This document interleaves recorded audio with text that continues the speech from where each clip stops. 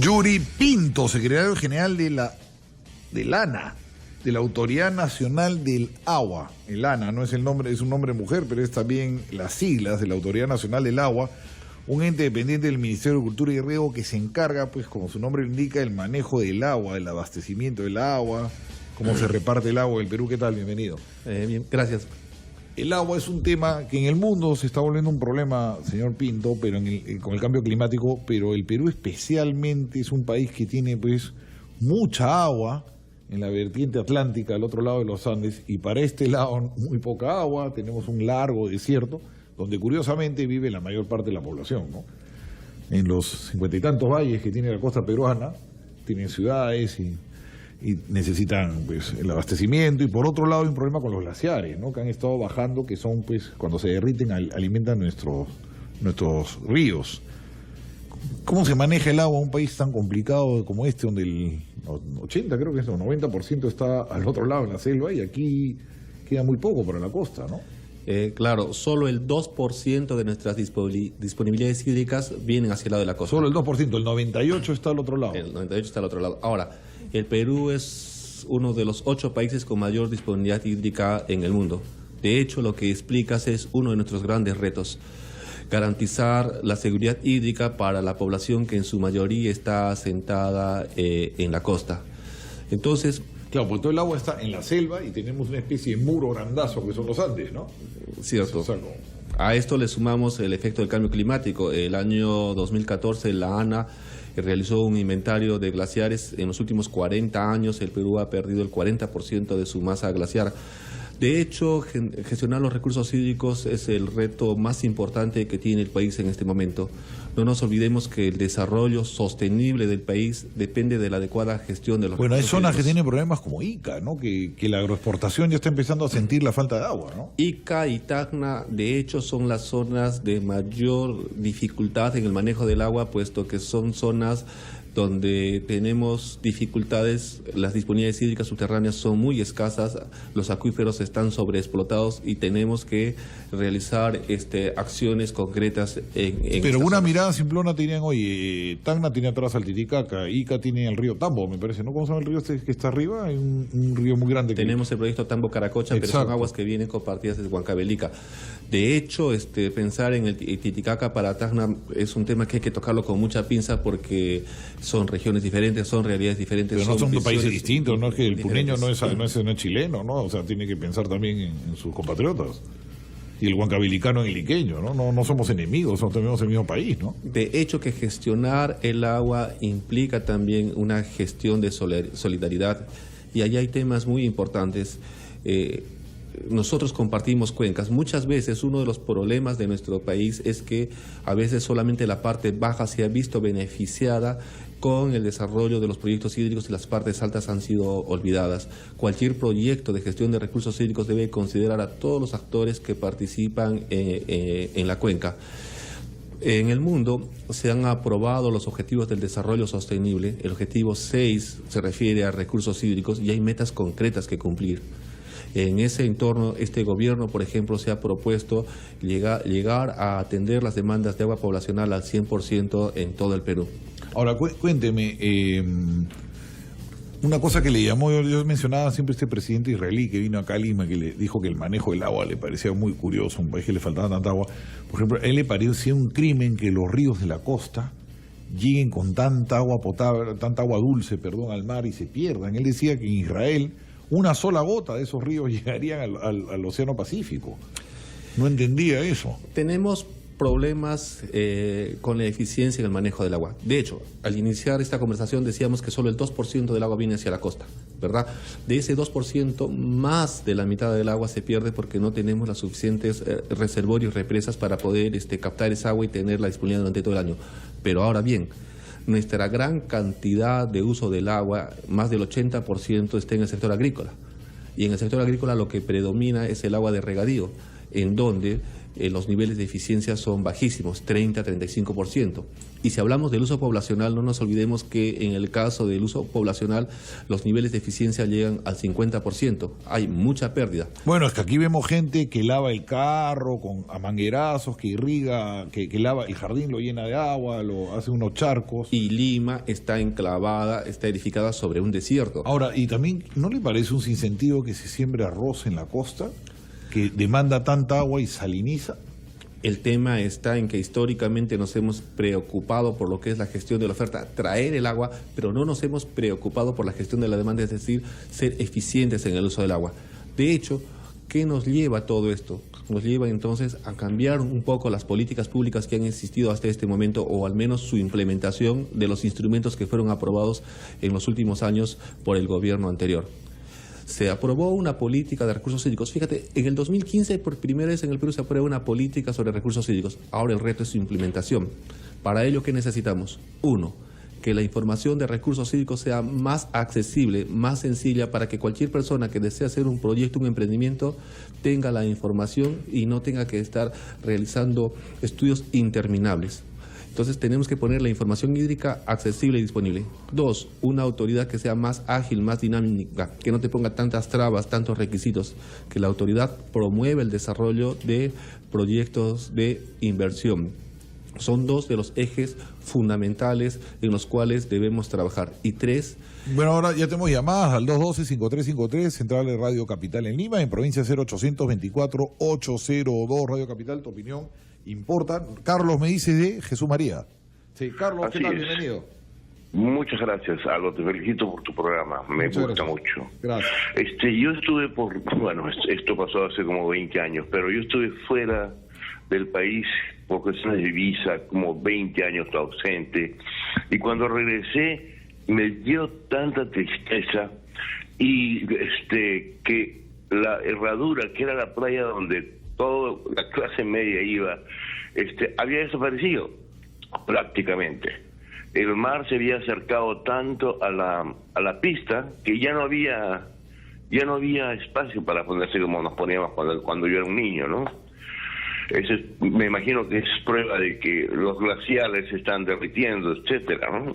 Ok, muchas gracias, Carlos. Ahora, creo que el problema ahí fue por el alcalde que construyó una carretera al borde de la Chira y cambió la batimetría, ¿no?, de la zona. Y esto sucedió ahí, ¿no? Bueno, eso de hace unos años, yo realmente no te podría... No, o sea, la herradura no es un tema de los glaciares, fue un tema que lo hizo Pablo Gutiérrez hace años, yo me acuerdo de eso. Tú tienes mi edad, todavía deberías acordarte. Entonces hizo una carretera, vos chico no eres, hizo una carretera y desvió completamente el flujo de la marea. ¿Perdón? Mónica de Surco. ¿Cómo estás, Mónica? Bienvenida. Gracias, muy buenos días, ¿Qué tal? Buenos días. Interesantísimos tus temas de hoy. Gracias. Y bueno, en estos momentos, gracias a Dios, he entrado a mi llamada para intervenir en el tema del agua. Ciertamente, creo que tenemos que trabajar por una cultura ciudadana para el mejor cuidado de todos nuestros recursos naturales, ¿no? Pero creo que siempre termina siendo toda una gran hipocresía si es que no vemos qué es lo que hace también la gran empresa en el cuidado de nuestros recursos públicos. En el caso de Chilca, por ejemplo, yo soy cañetana y por eso sé de este problema, en Chilca el agua es un recurso escaso y sin embargo las autoridades municipales en Chilca, históricamente por acuerdos bajo la mesa a los que llegan con funcionarios de la Coca-Cola, ¿correcto?, permiten que la Coca-Cola use la poca agua que se produce. Ahora, tengo entendido, no sé, corrígeme, pero tengo entendido que hay una empresa de luz que trata el agua, de energía ahí, y que le da agua gratuitamente a Chilca. Hay una termoeléctrica, ¿no?, que desaliniza y parte de esa agua que no usa la está dando para Chilca gratuitamente, ¿no? Lo que se sabe es que hay estudios sobre esa agua desalinizada que ha dado como resultado la presencia en esa agua de algunas sustancias tóxicas. A ver, eso el experto no lo va a decir, porque eso sí yo no lo conozco. ¿Hay sustancias tóxicas? Claro, y lo que quisiera es que se hable con la verdad, ¿no? Porque cuando se trata de la gran empresa, ahí sí todo queda en silencio. Muchas gracias por tu llamada, Mónica. A ver, ¿esa agua desalinizada tiene problemas? Porque van a hacer una en en Punta Hermosa, ¿no? En Santa María, también otra de esas plantas. Hablábamos de experiencias, por ejemplo, como Israel, que gran parte del trabajo viene de la agua desalinizada. Hasta donde nosotros comprendemos, no. O sea, lo que ocurre es nuevamente el tema de información. O sea, el agua está bien, es potable, es normal. De hecho que sí, y es más, esta experiencia de Chilca es una experiencia exitosa que nos permite utilizar el agua desalinizada para el abastecimiento de las actividades, como debe ser hacia el futuro. O sea, la central eléctrica convierte el agua salada en agua potable. Utiliza en sus plantas y además... lo que le sobra, lo que no está utilizando, correcto, lo dona correcto. al... Ahora, y esa agua es perfecta, porque Mónica está muy preocupada. Esa agua es potable, no pasa nada. Yo le diría a Mónica no tiene sustancia. ¿Qué sustancias puede tener? No sé. No, o sea, no debe tener preocupación alguna, y es más, puertas abiertas para que pueda tener acceso a la información, a los estudios y tener la información adecuada. Esto nos lleva a dos... O sea, ¿tú crees que acá hay un mito? Y con esto ya cerramos. Yo creo que hay un mito, definitivamente. Y lo que nos significa que tenemos que trabajar en dos ejes fundamentales: información y cultura del agua. Son ejes fundamentales para poder... O sea, la desalinización no es mala, no genera enfermedades, no trae nada malo, y es agua normal, potable, sin ningún problema. Correcto. Ok, vamos a entrar a la pausa y ya regresamos. ¿Qué tal? Regresamos aquí con Yuri Pinto. Estamos viendo el tema de la Autoridad Nacional de Agua, el tema de cómo manejar el agua del Perú. Las juntas de regantes, ¿cómo funciona esto? Porque había una ley de agua completamente distinta antes de la reforma agraria, ¿no? Y después se reconfiguró esto. ¿Cómo se reparte el agua en los valles de la costa? ¿Hay argollas en eso? ¿Cómo funciona? Las juntas de regantes tienen una misión fundamental: distribuir el agua de regadío entre todos los agricultores. ¿Y son los mismos agricultores los que eligen la junta? Son los mismos agricultores. ¿Y cómo se evitan las argollas y que uno se lleve más agua que el otro? Definitivamente existen cosas que mejorar. Se dio una ley de organizaciones de usuarios hace 2 años, me parece, que generó algunas protestas por parte de las organizaciones de usuarios. Ahora estamos en un proceso electoral. Por primera vez se está llevando a un proceso donde cada agricultor tiene el derecho a un voto. ¿Y cómo se elegían antes las juntas? Se elegían primero a comisiones y las comisiones nombraban representantes para... como el SUTEP. Las comisiones, ya, ok. No era una elección de entonces, un voto, ahora un elector, estamos en pleno proceso electoral, es decir, es un momento un poco complicado porque son alrededor de 8 millones de peruanos que participan en este proceso por primera vez, y lo que entendemos es que las juntas deben ser fortalecidas con capacitación técnica y apoyo. Son el eje fundamental que manejan más del 80% de las disponibilidades hídricas del Perú. ¿Quién está supervisando estas elecciones? ¿Que la Junta de Regantes? Ese es un reto que tiene la Autoridad Nacional del Agua. Se tiene que implementar, y eso está en una de las políticas de esta nueva gestión, un programa donde se le dé todo el asesoramiento técnico, el soporte. La Junta necesita tener manuales para operación, la Junta necesita tener manuales para cómo poder ejercer su función, y este es el reto que tenemos. ¿Y cómo se maneja con justicia el agua en un valle? Oye, para este fondo va tanto, para esta parcela va tanto. Existen instrumentos para la distribución. Primero se hace un plan de distribución de disponibilidades hídricas y luego hay los famosos planes de cultivo y riego.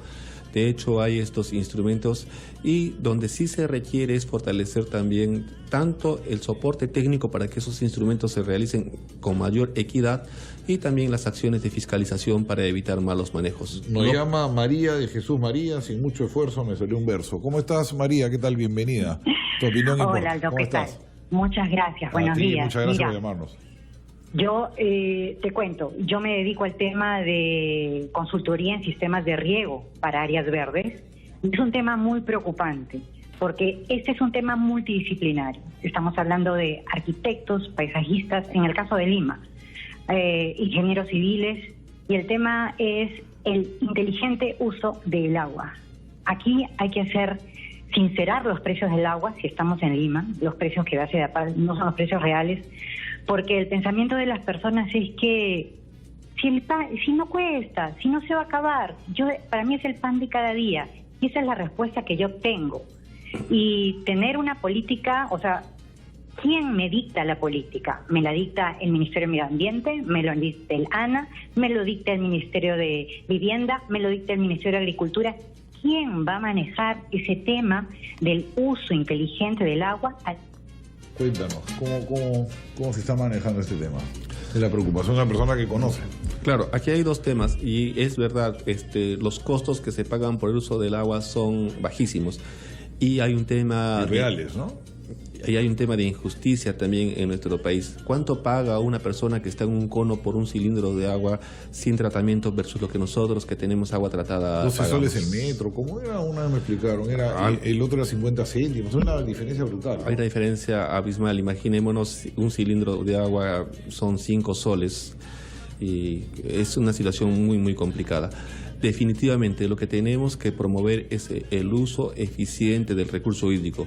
Las políticas en el manejo, en cuanto se refiere en las fuentes naturales, en los ríos, en las lagunas, en los glaciares, la marca la Autoridad Nacional del Agua.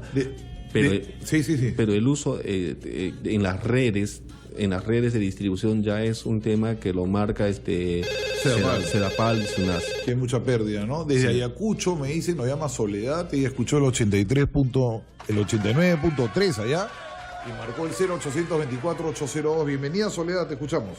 Gracias, qué gusto. ¿Quieres hacerle una consulta a tus invitados? Sí, por supuesto, Yo adelante. tengo una propiedad que limita con un río, es un riachuelo, el riachuelo está cerca de la ciudad. He querido regularizar los papeles de mi propiedad y me dicen que tengo que dejar una faja que colinda al río. Y yo quiero saber si me van a hacer algún reconocimiento económico o no sé qué es lo que va a pasar con esa faja marginal que debo dejar. Bien, en principio la ley establece que se debe dejar la llamada faja marginal, que es un tema de seguridad, que es un tema también para realizar los usos comunes, el mantenimiento de los ríos, las labores de descolmatación, entre otros. Entonces, es algo así como en las zonas urbanas dejamos un retiro. Entonces, la ley es clarísima en establecer que se deben establecer esas fajas marginales. La Autoridad Nacional del Agua lo que hace es establecer cuál es el ancho que se debe mantener de faja marginal. Pero en cambio el tema de titulación y todo lo demás es algo que es ajeno a nuestra labor. Y el hecho de establecer una indemnización no es algo que está en el marco de nuestras competencias. Lo que nosotros decimos, lo que se debe dejar de ancho es este tema. Ahora bien, que este es un problema inmenso a nivel nacional porque la informalidad en el uso de la propiedad es complicadísimo. Chosica es un ejemplo. ¿Cuántos asentamientos humanos a veces se levantan sobre cauces de los ríos? Y después, cuando vienen crecidas de los ríos, tenemos serias complicaciones. Es un tema sobre todo de seguridad y es un tema también de cultura del agua y de conciencia. Nuestras autoridades locales, nuestras municipalidades deben tener un trabajo muy, muy fuerte para evitar que sobre cauces que tarde o temprano van a activarse, evitar que sobre ellos se realicen asentamientos humanos. Siguiente llamada, por favor. Muchas gracias. Muchas gracias, perdón. José nos llama desde Ancón, desde el norte de Lima nos llama José. ¿Qué tal? Bienvenido de Ancón, José. Aldito, para mí es un gustazo estar con usted. Para mí es un honor y un privilegio tenerlo usted, gracias. Mira, mi hermano, yo te digo, te voy a contar la del Gran Chaparral. Sí. ¿Por qué te digo esto? Acá es el colmo. Acá el bidón de agua pequeño te cuesta 3 soles 50. Multiplicado por 31 días te sale como 108 soles. O sea, y el colmo, que el agua te viene contaminada.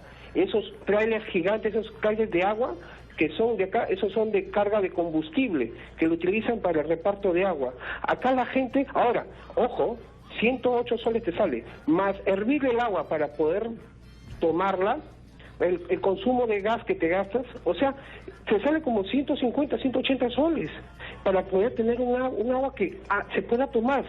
Es un abuso. Entonces, ¿qué sucede? Acá hay muchas enfermedades para los niños que están en época de colegio. O sea, el señor ahí bien sentado, bien campante, que es de lana, que viva su realidad, que no esté sentado en el escritorio, que pase por los sitios. Estamos hablando de Lima, que es a 1:15 del centro de Lima.